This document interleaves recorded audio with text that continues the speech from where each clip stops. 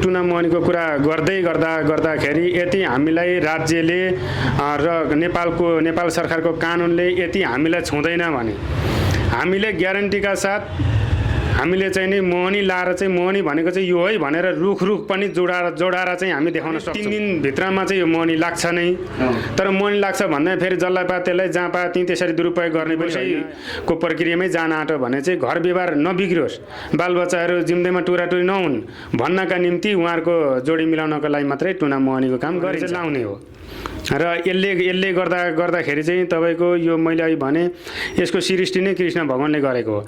यी विषयमा कतिवटा तन्त्र मन्त्र हुन्छन्, कुन देवी देवता कहाँ उत्पन्न भएका छन्, ती देवी देवताले गरेको हो।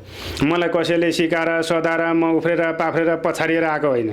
किनभने मेरो 7 वर्षको उमेरमा हाम्रा 1664 बहिनी मध्येबाट भगवती भन्ने माइली बहिनी चाहिँ मेरो आङमा आएर मैले यो धार्मिक काम गर्न थालेको अहिले 32 टुना मोहनी भनेका जुम्मा 1632 टुना 1632 मोहनी भन्ने हुन्छ।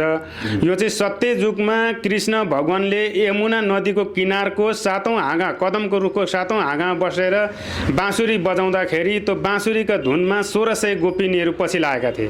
खास यो मोहनी मन्त्र भनेको चाहिँ त्यहाँबाट हामी बस्ने यो ढोल्याङ्ग्रा छाँटेर उफ्रेको चाहिँ मैले 7 वर्ष देखाएर भन्दा नि व्यवहारमा उतार्न चाहिँ ठुलो कुरा आधारमा खेल्ने हुँ। यहाँ यो अब यसको अर्थ पनि छुट्टा छुट्टै हुन्छ। हाम्रो खेलाउने थान 2टा हुन्छन्। यो हाम्रो बिचको 3 फुर्के हो, छेउको 1 फुर्के हो। हाम्रो यो टार्ने अनुसारले बारेको हुन्छ। हामी चाहिँ यसरी घुङ्रिङमा खेल्ने धामी